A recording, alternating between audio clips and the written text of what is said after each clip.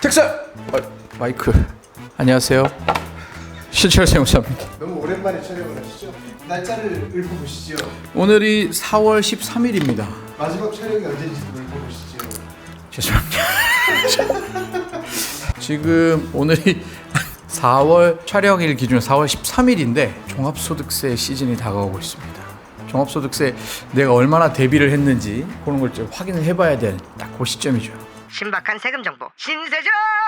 소득세 사실 저희가 주제로 처음 다루는 건 아니긴 한데 아마 대리인분들이 아직 자료 제출 요구를 안 하셨을 거고 준비를 좀 해두시면 좋은데, 대표적인 자료 준비를 해야 될 게 이제 증빙이죠. 증빙. 세금계산서는 어차피 다 전자로 다 발행해서 신고가 돼 있을 거고, 그런 경우가 있어요. 세금계산서 누락이 지금 많이 나와요. 종이 세금계산서 같은 경우에는 받아놓고 잃어버리는 경우가 많거든요. 지금이라도 주시면은 반영해서 부가가치세 신고하고 종합소득세 신고를 할 수 있습니다. 일반 사업자들은 사실 증빙할 서류가 그렇게 많진 않을 것 같아요. 카드도 다 들고 프리랜서. 투잡하시는 분들이 자료 정리할 게 좀 많기는 해요. 근데 가장 이제 많은 실수를 하시는 것 중에 하나가 연말정산할 때 내 카드 내역을 다 집어 넣어 놨는데 프리랜서 신고할 때 그 카드 사용 내역을 또 집어 넣어요. 근로소득에도 비용이 잡혀 있고 사업소득에도 비용이 잡혀 있어서 이중 공제되는 그런 이슈들이 있어요. 그게 아직은 저는 문제된 적 없는데요 라고 말씀하시는 분들도 계신데, 그거는 아직이고 작아서 굳이 너까지? 이런 느낌이랄까요? 굳이 너까지라는 게 최근에 정부 기조, 국세청 기조를 보면은 비정상의 정상화 같은 그런 느낌이 좀 있어요. 과거에는 이렇게 해도 됐어, 저렇게 해도 별말 없었어 했던 것들이 이제는 다시 그걸 하나하나 잡아가는 느낌이 있어가지고요. 치킨이 오고 있습니다. 감사합니다. 여러분, 이거는 협찬이 아니에요. 맛있어. 아니 제가 요걸 여쭤본 이유가 제가 요즘 쿠팡이츠로 배달 알바를 하긴 그렇더라. 좀 힘들어 보이긴 하더라. 제가 이제 돈을 벌었어요 그걸로. 근데 저는 사업자가 있잖아요. 이것도 어떻게 처리하지? 생각이 드는 거죠. 그러니까 사업자 있으신 거는 장부 작성한 걸로 하시면 돼요. 근데 이제 쿠팡이츠 하실 때 그 쓰셨던 비용들이 있을 거잖아요. 기름값 이런 것도 이제 반영할 수 있죠. 이거는 제가 네. 어차피 배달 대행 관련된 따로 기획을 하고 있어요. 네네. 그때 한번 또 블라블라블라. 그래서 아까 여쭤보신 것 중에 증빙 중에 아까 신용카드 다 등록해놨다라고 하셨는데, 그게 등록이 안 돼 있는 경우도 있어요. 그리고 나는 등록했다라고 생각했는데 카드가 갱신되면서 등록이 삭제되는 경우도 있고, 갱신된 카드는 자동으로 업데이트 되진 않거든요. 그렇기 때문에 갱신된 카드가 있으면 그때 바로바로 업데이트를 해주셔야 됩니다. 그거 누락되면 대리인 눈에는 안 보여요. 그렇기 때문에 카드가 갱신됐다 그럼 바로 수정해서 다시 신청해 주셔야 됩니다. 그 신용카드도 다 등록을 해놓고 이제 은행에 전화해가지고 뽑을 수 있잖아요. 그것도 서류로 보내요 따로. 저희 대리인들이 보는 카드 사용 내역은 엑셀에 한 줄로 보여요. 날짜, 업체 이름, 사업자 등록번호, 그리고 금액만 나와요. 근데 그걸 보내주시면은 저희는 그 옆에 이게 복리후생비인지 접대비인지 기타 비용인지 확인할 수 있죠. 예를 들어서 그거예요. 노래방을 갔어요. 저희는 회식하는 가거든요. 네.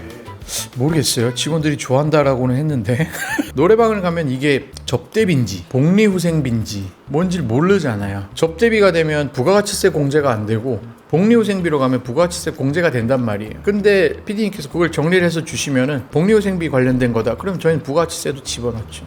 근데 이거 알려줬다고 또 거짓말로 직원 회식용 이러시면 안 돼요. 저는 그렇죠. 직원이 없습니다.